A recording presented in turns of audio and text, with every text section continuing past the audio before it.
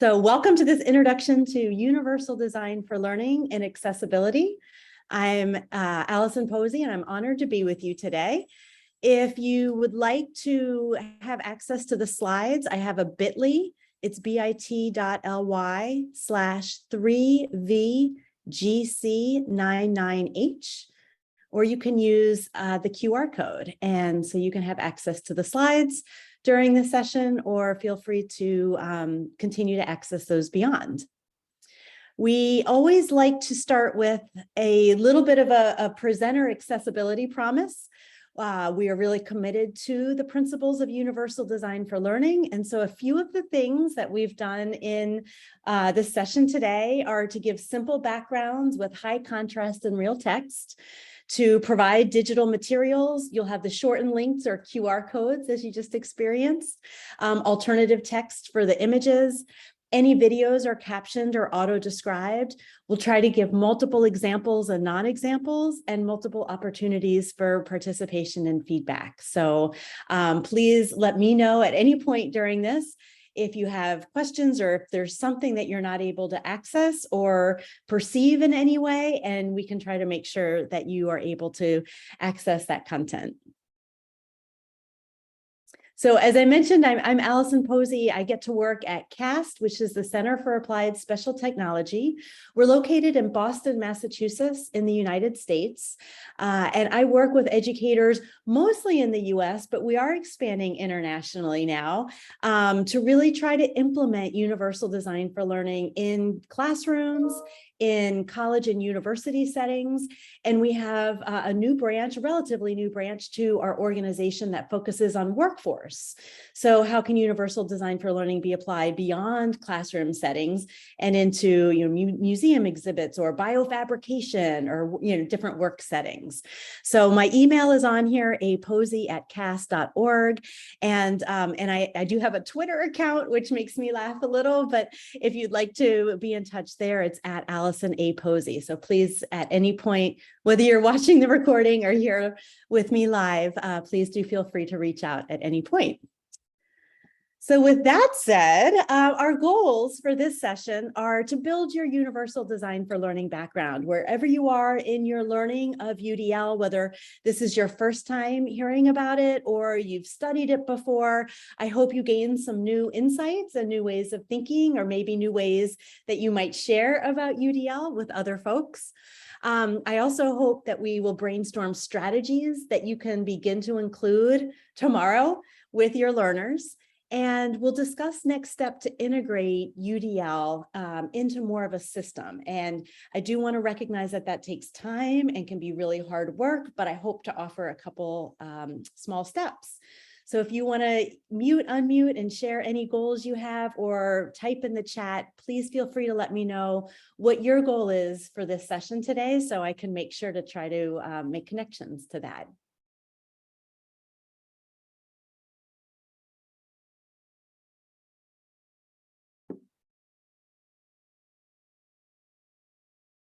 في أي أحد حاب يشارك إيش I'm sorry I'm gonna just ask in Arabic maybe someone's إني في أي أحد حاب يشارك حاب يفتح المايك يقول إيش الجول من أو الهدف اللي يبحث عنه من هذا السيشن.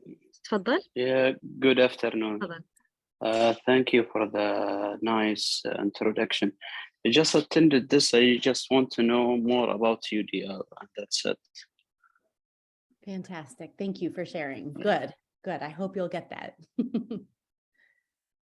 Yeah, thank you.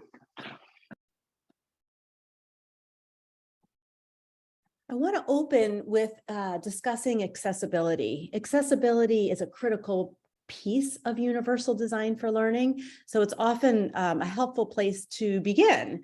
And so I want you to I invite you to reflect for a moment on how you define accessibility. And I learned recently that accessibility is sometimes abbreviated #ALLY because there are 11 letters between the A and the Y in accessibility.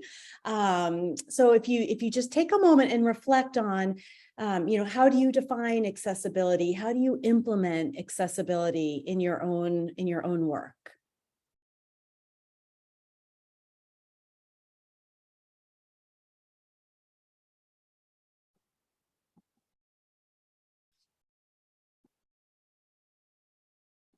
In the US, they've defined, the Office for Civil Rights has defined accessibility that a person with a disability can acquire the same information, engage in the same interactions, and enjoy the same services, equally effective, equally integrated, with substantially equivalent ease of use as a person without a disability.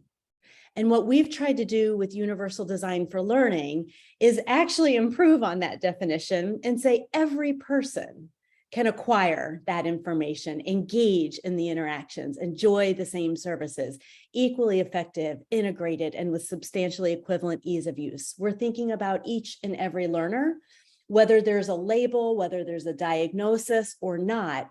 We really want to make sure the design of the learning environments, the space themselves, the physical environment, the materials, the methods can be accessed and used and engaged with by any individual who comes into that classroom.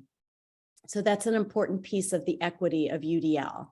And there, we have a center at CAST. The link is in the is on the slides here, but I'll also put it in the chat. It's called our Accessibility Center, aim.cast.org. And they have a tip to really get started with accessibility. They call it pour on accessibility from the start. And the pour, P-O-U-R, stands for perceivable. Can your learners perceive it? Can they hear it? Can they see it? Can they touch it? And if they can't see it, hopefully by having a different way, a different option, they're able to gain access to that information. So for example, you can use, the closed captions on this webinar. You could listen to the recording, you could have the PowerPoint. We're trying to make sure you can perceive the information in more than one way, so that if for some reason one of those ways isn't working, you're able to get it in another way. And those options are available for anyone to use, not just individuals who may have a disability. We want to make sure they're operable. So that means being able to use the tools in different ways. Here's a tricky one for me, understandable. I often write, and we often talk about the language in Universal Design for Learning can be very, have a lot of vocabulary and jargon in it. And so making sure your language is understandable and robust. We're not trying to make things easier. We're really trying to have rigorous, challenging, meaningful learning experiences. So this is just a nice way to start out with accessibility, is thinking about this POUR acronym, P-O-U-R. And we say, so a colleague of mine has shared this analogy for designing with accessibility, that it's like baking a blueberry muffin. So I love blueberry muffins. I don't know if you all have a favorite kind of muffin that you like to eat. Maybe it's blueberry, maybe it's not. But I don't know about you. I would prefer to have, there are two blueberry muffins on this slide. One has the blueberries stuffed on the top with just a plain muffin underneath, and the other has the blueberries cooked within. And you can't add blueberries at the end and call it a blueberry muffin, is the argument. And so just like design, we really want to try to think about these accessibility principles from the very beginning. So they're kind of baked in and cooked in the process from the very beginning, because when we tack it on at the end, it's not always, again, it's not always accessible to our learners, just like this blueberry muffin isn't as tasty. So are there any, so in the context of Universal Design for Learning, accessibility is often what we call the first layer. And this slide has an image of our Universal Design for Learning guidelines. It looks very text heavy if you haven't seen these before, so don't worry about the text yet. We'll dive into the meaning of these. But the organization of these UDL guidelines is such that the top layer is really focusing on accessibility. We want to make sure that we're recruiting student interest, that they can engage in what they're learning. We want to make sure they can perceive the information, they can see it, they can hear it, they can touch it if they need to. And we want to make sure that they can physically act on those materials. And that might include using assistive technology devices, AAC devices, pencil grips, flexible tools to be able to share what they know. One of CAST's early students, he had locked-in syndrome where none of his body moved, but he was able to move his chin. And they were able to create a device that that allowed the student to participate using his the muscles of his chin that were connected to a keyboard, and that allowed him to have physical access to be able to communicate and understand what was going on, and communicate what he understood was going on in the environment. And it was really exciting to be able to have that level of participation. But we recognize with universal design for learning that that accessibility is essential, but it's not sufficient. The purpose of education is not to make information accessible, but rather to teach learners how to transform accessible information into usable knowledge. And in order to get from access to learning and deep learning, that's where we think the rest of the UDL guidelines come in that we'll start to discuss in just a moment. So with that introduction to accessibility, I'll pause and see if there are any questions or if there was anything that resonated that maybe you want to discuss with the group here.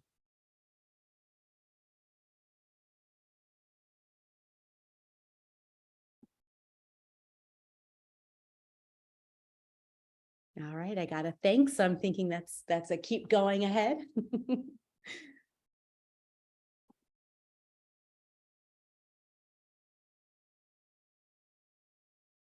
Okay, no other questions, which is great. Again, please feel free to message me on Twitter or email if you prefer, or if you're watching the recording. All right, so let's jump into universal design for learning, the core concepts. So again, I invite you, just like I did with accessibility, to just take a moment and reflect on how you currently define UDL, whether you're brand new to it or have a lot of experience. What is your personal definition? And you can put it in the chat if you would like. You can mute, unmute if you would like, or you can just take your own internal reflection. How do you define UDL?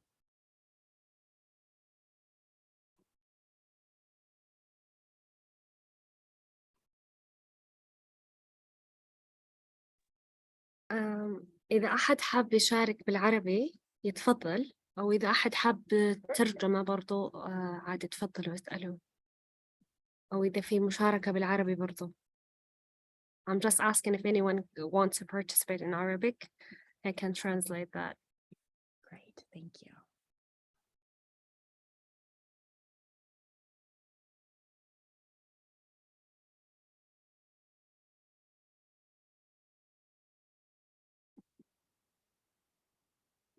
So I will tell you that UDL can be very hard to define because it's a big framework.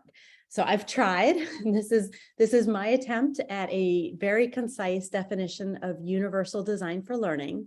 It's a framework. The goal is to improve and optimize teaching and learning for all people. So we're really thinking about all learners based on scientific insights into how humans learn. So UDL was based on 3 different fields, informed the development of universal design for learning back in the 1980s. The first was architecture, and I'll share a little bit more about that at the end of this session. The second was brain science, which I'll discuss here in just a moment. And the third was technology. We started to recognize that the advances in technology, even now with handheld devices, back in the 1980s, it was the Apple IIe computer, which some of you might remember was revolutionary technology. But technology can be all kinds of technology. It could be, again, like a pencil grip. It could be a photocopy machine. It could be, some really new, exciting, high technology piece like an artificial intelligence tool, or as we were talking at the very beginning about Lika, for example. So technology can mean any kind of tool to support the learning. So the advances in technology really do allow us to transform education, but we do try to keep our work grounded in what we know about the learning and brain sciences and what we learned from architecture. So a key idea to universal design for learning, and I'm here to share, I've been at CAST for 11 years now.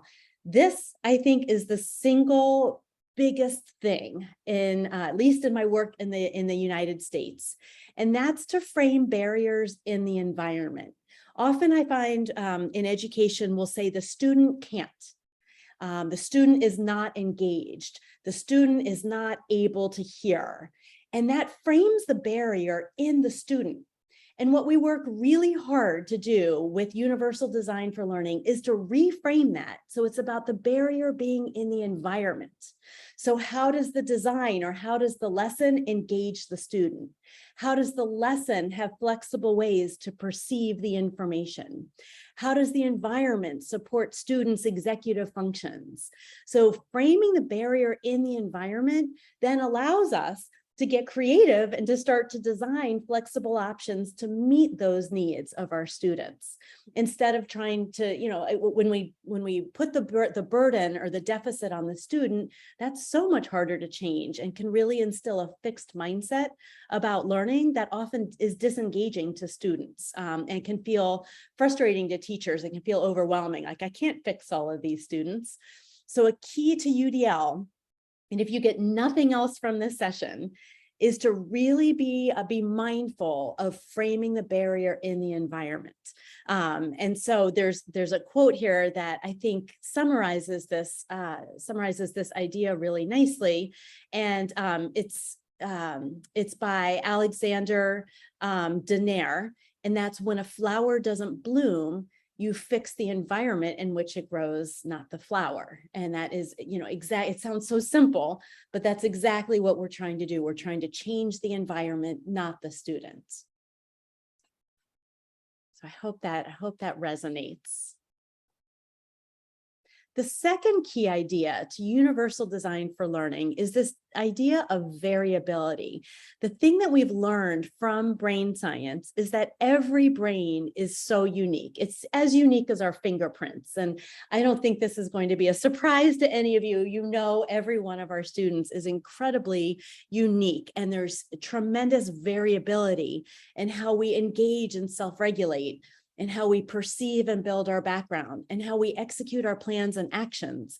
But unfortunately, often in classrooms and in schools, we expect students to do things more or less in the same way and more or less at the same time.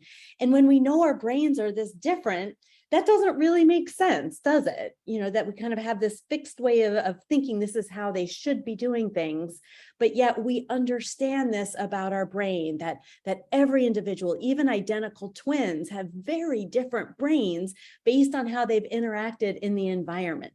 And two students with a certain diagnosis, they're going to have very different brains based on their experiences.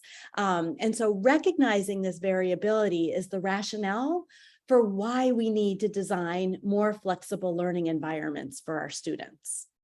So I'll pause there and just see, are there any questions about these two really big key ideas, framing the barrier in the environment and that variability is predictable and we can design for it? Are there any questions about those two big, really big, important ideas? في أي سؤال؟ أحد عنده أي سؤال بالنسبة للجزئية اللي قطعناها؟ تقدروا تكتبوا في الشات أو تشاركوا بالمايك.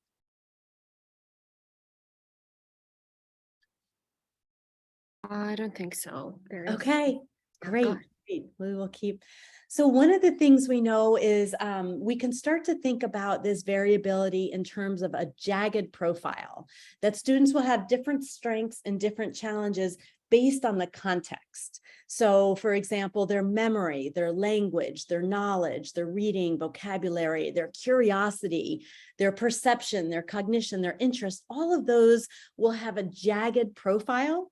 So for example, if I'm in a science classroom learning, maybe I'm learning about photosynthesis one day, I am going to have a very different jagged profile than if I'm in an English class learning about something I've never heard of before. So that jagged profile is going to change from day to day, from context to context. And so it's really important, again, for us as educators to make sure we're not pigeonhole, we're not narrowing students down to a fixed set of, here's what's wrong with you and here's where you need to be fixed, or all of these things, all of these components of learning are really dependent on the context. So I like to give this example. I was a high school science teacher, and I had a student who did not like to give verbal presentations in class, but she was the lead in our school play. So she really did like to present and perform and be in front of people. But there was something about the science classroom that was the barrier for her and her presentation. So we have these jagged profiles based on the context. So what we're trying to do with Universal Design for Learning is come up with a system for us as educators to be able to think about how we can design and change our environments in order to meet all of this variability that we know all of our students will have. So what we've done is we've just organized the brain in kind of a systemic way. This is a very simplified model. I do want to recognize this is a simplified model for thinking about the brain. So we think about the affective networks, and these are your emotion, your engagement, your attention networks, and they are deep in the brain. And then we have these recognition networks that are in the back part of our nervous system, and they're about seeing and touching and hearing what's going on, bringing information from the environment and from our body into our nervous system to try to make sense of what they are. And then the front of our brain are our strategic networks, our executive functions, our motor control. And this is like the how of learning. So together we have the why, the what, and the how of learning broadly represented in this model of the brain. And what we can do then is think about how are we designing our lessons in our classrooms to provide options for engagement, because we know there'll be variability in what engages our students. So if we have some flexible options for them, have some choice, have the options for them to collaborate with each other, we're providing options to engage and activate their nervous system. When we recognize that every student's going to have different background, different vocabulary and language and understanding of the concepts we're trying to teach, that's why it's so important to provide options for representation, options for how students can build their background, how we can activate their understanding, and make sure that we're highlighting the key ideas so they know what to pay attention to. And then we can think about how we provide options for action and expression, how we support students to communicate in different ways, how we support their executive functions to plan a goal and monitor their progress through the learning. And if we start to design more in line with the learning brain here, then we hope that more students from the beginning are able to access and engage in deep and meaningful learning. So this sets the foundation for the framework of Universal Design for Learning. We've gone from what we understand of the brain science to then how we can design our learning environments to be more flexible and more robust, so that all of our learners can hopefully be able to engage in that learning. And I think one of the challenges, at least one that I've faced in my personal experience and in a lot of my work with educators, is that we tend to have this one size fits all instruction. And we can equate this to a one size fits all kind of meal. So I don't know about you all, but sometimes I go out to eat or go to a dinner party, and you're given this one meal. And this one, so for example, let's say we're all given this chicken shawarma. This is a wrap of tender shreds of skewered chicken with garlic puree and some salad in a pita. And some of us might be like, yes, I love this meal. This is exactly what I want to eat. But for many of us, we might not actually want to eat this meal, right? Some of us maybe just had dinner. Maybe some of us just had dental work. Maybe some of us are vegetarian. So there are lots of reasons. Maybe some of us don't like garlic, that we might not want to eat this meal. And I hope you're seeing, again, a parallel with our education. Sometimes we often will give assignments to students in this kind of one size fits all, and we know there's going to be variability. We know that our learners are going to differ. So what we can try to do is to provide more of a buffet. And so I wasn't able to join you all live, but I did try to go to the conference website, and I think this buffet might be from this conference. And I really appreciated that they have a buffet. buffet. So you're able to go through and you're able to make some choice about what you need to eat based on, what you just previously ate, your dietary preferences, what you might be craving, what food you might be needing to eat. So the buffet is a little more of an analogy for universal design for learning. We're really looking to try to set a learning buffet for our students. But there's one key piece that's really important to setting a buffet, and that is to know the goal. So for example, if I know that I need to eat more vegetables, I'm going to set a very different buffet than if I know that I want to eat a lot of protein. So if I'm going for a protein buffet, that is going to look very different than a vegetable buffet, for example. So the goals are going to be really important for us when we go to set our learning buffet, when we go to set those options for engagement, representation, and action and expression for our learners. We're going to need to know the goal. So in order to implement UDL, there are 3 steps. And the first is to really focus on those goals. And again, this is kind of like I said earlier, this is one of the key ideas that you could take from this session, and it can transform your teaching.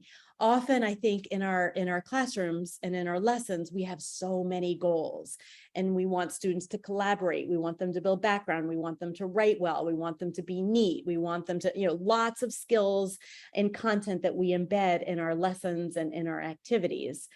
And UDL really requires that we take a step back and think about, okay, for this lesson right now, what is the main thing that I want my students to know and do and care about? Is it a skill? Is it learning content? Is it a behavior? Is it something social and emotional? So the first thing we need to do to implement UDL is to set a clear goal. And I'll go back to this idea of the buffet. If the goal is for us to eat a well-balanced meal, then we can start to anticipate barriers. Where might students get stuck? Whether it's the goals, the assessments, the methods we're using, the materials we're using, we can anticipate where students might get stuck. Just like in this buffet, to eat our healthy meal, we might anticipate some of the barriers that individuals might face. They might not be able to see the buffet. They might not be able to use the spoons. They might not know what some of the food is. So we can anticipate some of those barriers from the start, and we can start to design options. And those options are there to really reduce those barriers, to support all of the learners to be able to engage in those learning goals. So this is the implementation of UDL. And notice that the UDL guidelines are just one small part of them. So UDL is not about checking off all those parts of those UDL guidelines, but it's really about knowing your goals, anticipating your barriers, and then designing some flexible options to make sure that your learners are able to access the materials. So I'll pause there because again, I think I've kind of shared a lot of information, and I'll see if there are any questions about this analogy to the buffet that I was sharing, or this UDL implementation framework and the importance of those goals in order to design with UDL.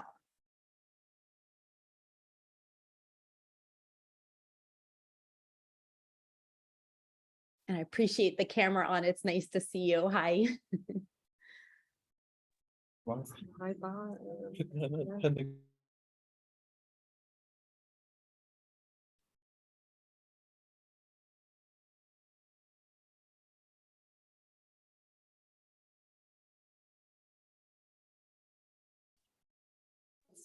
Anyone guys have a question or something? في أحد عنده سؤال حاب يضيف أي تعليق أي شيء؟ Okay, I think Oh, here's a question. okay. Designing a system that fits many is impossible, taking into consideration one's individuality. It is so clear, right? That is why teaching is so hard. is we're really trying to meet the needs of all of our students, and it can feel very overwhelming. And so I hope what I found, again, and why I'm here sharing with you, what I hope is this UDL framework can help us get a step closer to that. I agree. It's a very challenging task we have. We often have classrooms of lots of students and teachers with not a whole lot of planning time. And so it can be a very challenging task. And again, is why I think teaching is one of the most important but hardest jobs in the world, because we really are trying to meet this individual variability. The more we know about the brain and the learning brain, the more we see this variability. The more I think we know we can't just have these materials and these methods that are kind of this one size fits all. And then we think something's wrong with the students when they're not able to do it that way. When in fact, UDL is challenging us to say it's actually the design of the environment, the design of the learning materials and methods that are the barrier. And we can start to be more flexible with that to meet the needs of more of the students. And I recognize, I really appreciate your comment that it does feel very, it's a big challenge for us. Thank you for noting that. What's the ideal class student number taking UDL into consideration? That's a great question. The idea with UDL, and I'm going to go back to this buffet analogy. If you have a learning experience designed with some of the flexible options, just like a buffet, you hopefully will be able to meet the needs of more students from the beginning. So a lot of the ways that in the US we've been doing things now is, let's say I have this lesson, this kind of one size fits all lesson. And then I say, oh my goodness, I have a student who needs an audio version of, an audio version of the text. Let me go get that for that one student. Oh, I have one student who needs a checklist. Let me go get the checklist for that student. Oh, I have a student who needs a graphic organizer. Let me go and let me get that. It starts to be exhausting, because what we're doing is we're trying to do one thing for one student at a time for each lesson. So what we're really trying to do with UDL is anticipate that variability and start to set this learning buffet. So in theory, you should be able to have more learners use and engage in your lesson from the beginning, but it does take more time to develop it from the beginning. But then once you have that lesson planned, hopefully the next time it'll be better, right? It'll meet the needs of more of the students, and you won't have to reteach as much, because students will be able to engage in it from the beginning. So I don't think there's an ideal number for UDL. Of course, being able to have individual attention for students can be really important. Having small, opportunities for small group work is really important to get to know your students better. And so, but I don't have an actual number. It's a really interesting question. I don't have an actual number from that UDL perspective.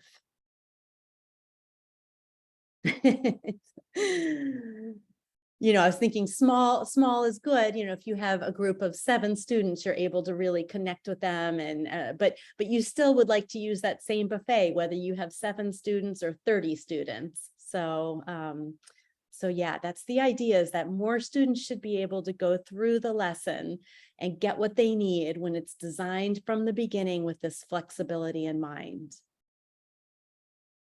Great question. So to help us design the learning buffet for any number of students with all of this variability that we know can be really challenging, we have this tool called the UDL guidelines, and the link is in the slides, and I also just put it in the chat, udlguidelines.cas.org. So the UDL guidelines are just a tool for implementing all, some ideas for flexible design. It's not meant to be a checklist. It really is just supposed to help spark ideas. So for example, one of my professors in graduate school was using UDL to design one of his lectures, and he said, oh, I forgot about executive functions. So executive functions is one of the UDL guidelines, and he had forgotten to think about the variability of executive functions that his graduate students would have, and a few simple things like having a checklist or giving some resources for each of the steps along the way can help scaffold executive functions, and he hadn't remembered to do that for his lesson. So it's just a way the UDL guidelines can just spark ideas to really help us design that robust buffet. I shared an image of these UDL guidelines at the beginning when we were talking about accessibility. The top layer of these UDL guidelines are about fundamental accessibility, recruiting student interest. If they're not interested, we know from brain science that those engagement networks are not going to be activated and they're not going to engage in our learning. So it's really important to make sure we activate student interest. Representation, we need to make sure students can at least perceive, they can hear, they could see the information. If they can't perceive it, it's really hard for them to learn it. So again, this access is so important. And if they can't physically manipulate or communicate with us, again, we're not going to know what they know and can do. So that physical access is so critically important. So we have the horizontal alignment of the UDL guidelines, and then you might have recognized these 3 brain networks that we just talked about, that there's variability in these brain networks. This is a simplified way of thinking about learning, but it's an asset approach to learning. So we're thinking about how we can design to build engagement, to build representation, and to build opportunities for action and expression. So if we move down to the middle layer of the UDL guidelines, I think educators do this generally really, really well. We tend to provide options for students to sustain their effort and persistence. This can include giving feedback. This can include giving opportunities for students to collaborate with each other. I think in general, educators are pretty good about defining language and symbols, making sure that there are vocabulary terms with robust definitions that students can understand. And I think we do a pretty good job supporting students to express and communicate. We give sentence starters, we give model examples, we can let them write or draw or record their answers. This again is where technology can come in. We can, maybe let them record their answers on their phone, on a phone and send it to us. They could create a TikTok video maybe. So, again, technology can really be robust in some of the ways that we provide these options. But I'll speak for myself as an educator. This the lowest row of the UDL guidelines is actually a row that I had never thought about in terms of the design of my lessons. And that's, how do I provide options for students to self-regulate? If they're frustrated or they're stuck, what options are there? If they need a movement break, if they need, to put on headphones and just have a quiet space to learn, how do I provide that flexibility for them to be able to self-regulate during the learning? What options do I provide for comprehension? Have I really explained and made it clear what they need to know and what the key ideas are? I think sometimes we think students just should know the answers or just should know how to do some of this stuff. And UDL really encourages us to make it very clear, make recordings of the key ideas, give bulleted summaries.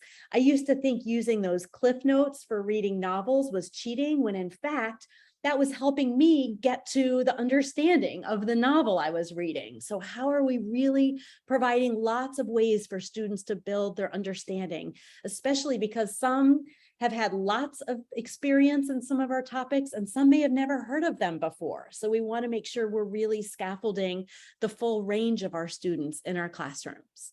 And we've already mentioned these executive functions. How are we helping students to set goals and monitor their progress to get to those?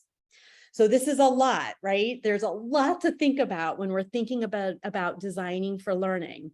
But I hope you'll find that these UDL guidelines help us to set a learning buffet. So you might take one of your lessons and you can reflect, what do I already have that's in there? So sometimes we already have, great vocabulary supports or options for students to make some choice or some things that they're really interested in. But maybe we hadn't thought about self-regulation, or maybe we aren't sure if our students can physically act and show what they know. So the UDL guidelines can help us set a little more of a robust learning buffet for our different lessons. And here's what I found. At first, when I gave students some choice, they didn't believe that they really had a choice, because so often in our schools, they're expected to do the same thing at the same time. So they would kind of say, Mrs. Posey, do you really want us to read? Can we really use that audio version of the text? And I would have to really assure them that, yes, these options really are there. They really are okay to use. They're not cheating. And the more I made those options regularly available in my classroom, the more the students started to use them. They started to trust that it was okay to use the graphic organizer. It wasn't cheating, it was helping them deepen their understanding. They could use the sentence starters to help them craft their writing. They could work with a partner or on their own, whichever worked better for them to get to the learning goal. The goal always drove the choices that I provided, and the goal was what I would use to reflect with students on what choice they needed to make that day to help them do their best learning. So I'll pause there. Again, I feel like I've shared a whole lot of information with you, and just see if there are any questions about the structure of these UDL guidelines and how you use them to think about the design of your lesson.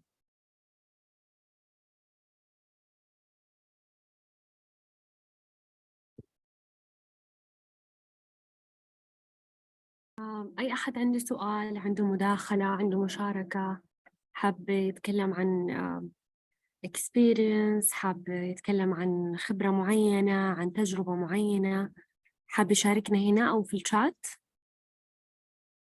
I'm just making sure if they have any questions or if they want to share any experience or anything, any stories, they feel free. Thank you.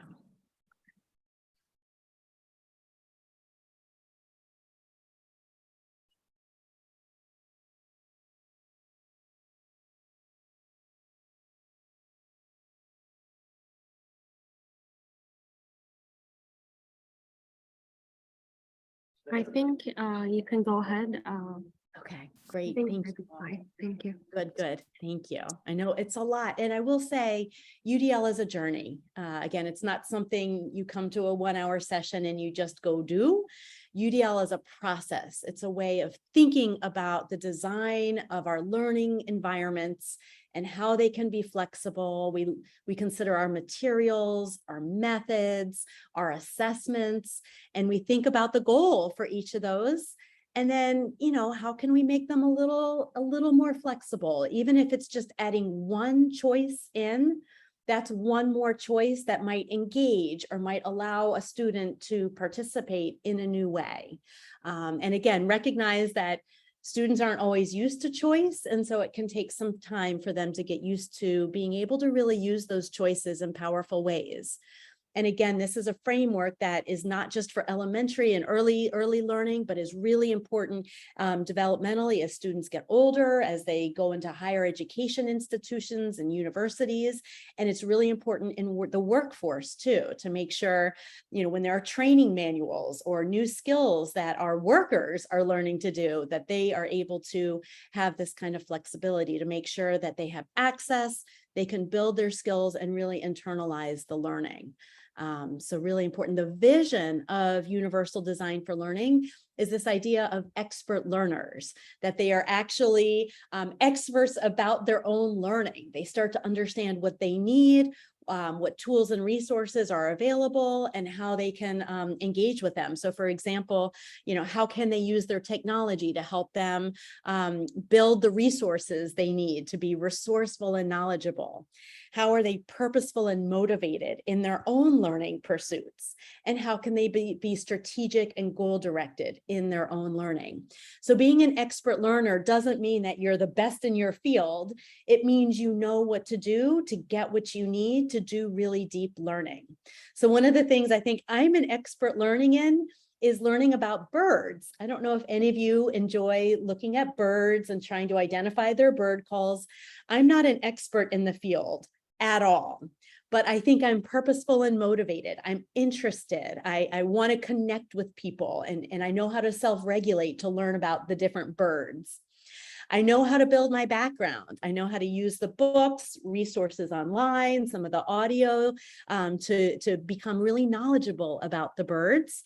And I know how to be strategic and go about deepening my understanding of the birds that are out there. And I can be very goal-directed to try to build that understanding. So I am not an expert in bird calls and identifying birds, but I do think I'm an expert learner. I'm empowered to be an expert about my own learning.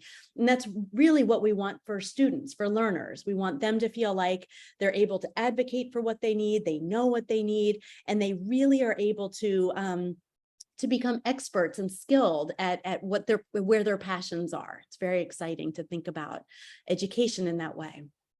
And there were 3 questions that I shared in the description of this session. So I wanted to make sure that I returned to them, that I was actually addressing the questions that I was sharing with you all today. And that is, how can the UDL framework and techniques be incorporated within special education and general education classrooms, emphasizing inclusive learning, especially with students with disabilities? And I'd say one of the things that UDL tries to do is make it about education. And we're not labeling and separating students, but we're instead trying to design the buffet of learning, these robust learning experiences that have a goal and have flexible options, so any student can engage, build their background, and show what they know, those 3 UDL principles, regardless of whether they're in special education or general education. So we don't see UDL as an initiative for one kind of classroom. We think this is good for learning in any context. So again, please pause and let me know if you have any questions about what I'm sharing. The second question was, how can an emerging UDL society like KSA adopt this model to serve students better? And I would say, go back to answer that question. I'm going to go back to this slide. Make sure you know your goals. This is the hardest part. What is the goal? Is it about the content? Is it about the skill? Anticipate barriers. Where students get stuck, or ask students, where do you think you might get stuck? How can I make this interesting and relevant to you? Can you show me what you know here? Anticipate those barriers, and then use the UDL guidelines to spark ideas for how you might design just one option, just one new thing might be one option might help more students to be able to reach those learning goals. But we have to know the learning goals. So I think that model is kind of the formula to use to try to really serve students better, and that includes students with disabilities. A process to adopt and scale UDL, what we found works well, again, in my experience here in the US, is to start small. Start with a small group of teachers who volunteer, who are interested in trying out universal design for learning, and have monthly meetings. And each month you can bring in a lesson and you can share what you tried, what's the goal, what barriers did you anticipate, and what options did you use to try to think about how you can make that learning more of a buffet, and how did students respond to it? What did you see in terms of student engagement? What did you notice in terms of student learning? And share that design, share those lessons with each other and the process you used to design it. And that's a great way then to start to build out over a year, 2, 3 years. It can take 3 to 5 5 years to start implementing UDL. And that way you start to build out examples in your site. You know, I could come from the US and be like, here's a classroom in, you know, Massachusetts. But it's so much more meaningful when it's your students, your teachers, your resources that you've used to really try to build out these robust learning environments. So the scale can be slow. I think it's really important to have administrators who support it. You want to make sure it's not just one person who is responsible for it, because if they leave and change jobs, then the initiative tends to fall. So make sure that it's both teachers who are interested and you have administrative support. I think that can be really important. And even letting parents know, you know, hey, this is a framework we're going to start to use. I think parent involvement can also be important. So are there any other questions? These were 3 questions I wanted to make sure to answer. And I have provided resources that align to supporting implementation. There is a co-planning tool that's affectionately, it was developed with CAST and the TIES team. It's called the 5-15-45 tool. So whether you have just 5 minutes, 15 minutes, or 45 minutes, you can co-plan a lesson with Universal Design for Learning together. So it could be, you know, general education and a special education teacher, or you can use the template on your own to plan a lesson with UDL. And again, we recognize time is really tight for teachers. So it can just take 5 minutes to get started. And we have a whole list of inclusive strategies that align with the UDL guidelines. So I'll go to this site. This site has ideas to spark student engagement, to spark student understanding or comprehension, and to empower student participation. So all of these have a whole lot of strategies and tools that might be helpful for implementing UDL. So there are lots of options, but remember, UDL isn't just about the options. It's about knowing the goal, anticipating the barriers, and choosing one of the options to really help get students to that goal. There's also a lesson planning template. This is a piece that I developed with the Understood team. It gives a brief overview of UDL, pardon my scroll, and then there's a step-by-step UDL lesson planning template that you can access, and you can just follow step-by-step for planning a lesson.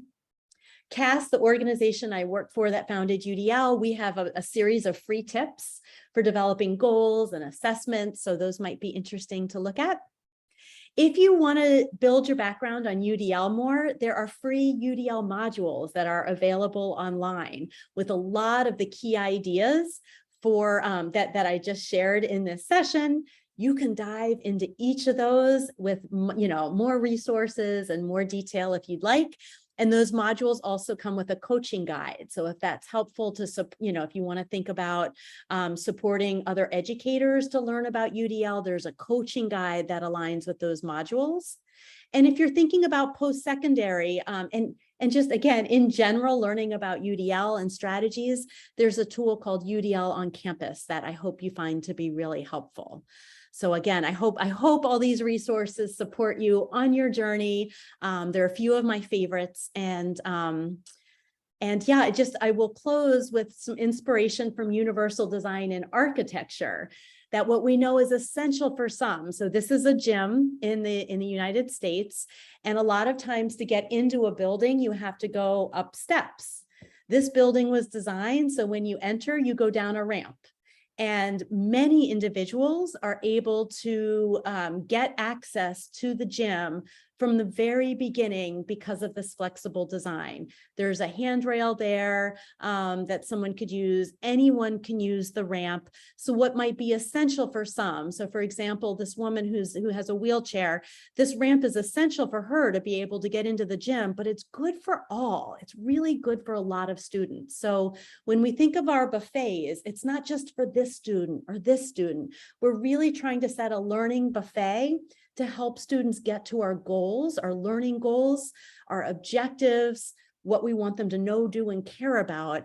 And it really does provide a more engaging opportunity for all of our students. And that, we feel, is a more accessible world, more accessible schools, it is hard work. Teaching is hard work. It's emotional work. So I do appreciate the comment that this seems like a really tall challenge that we're taking on. So with that, I thank you so much for your time today. I know it's at the end of a very busy day for you. So thank you so much for engaging. And we have a couple more minutes. If there are any questions, I'm more than happy to take those.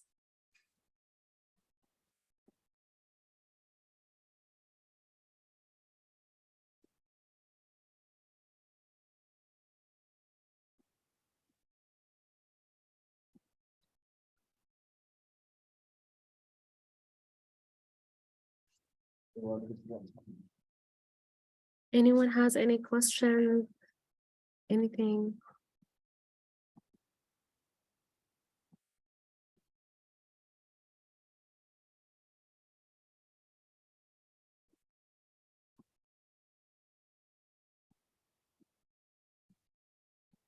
Well, you have my contact information. Please feel free to email or get in touch with me on Twitter. And I wish you all the best in the conference and all the best to designing for each and every learner. Thank you so much. Thank you, Allison Posey. We really enjoyed the session. I appreciate it. I learned a lot. I love the buffet thing. I'll start actually using it in my class one day. Oh, good. Yes, it's a really wonderful strategy. Thank you so much for sharing this much information and experience. And for sure, I'll add you on Twitter. I'll keep in touch and we will keep learning. Yes, we will keep learning. This is a journey together. Yes, thank you so much. It was good Thank you having all. you. Bye. Thank you, everyone. Thank you for joining.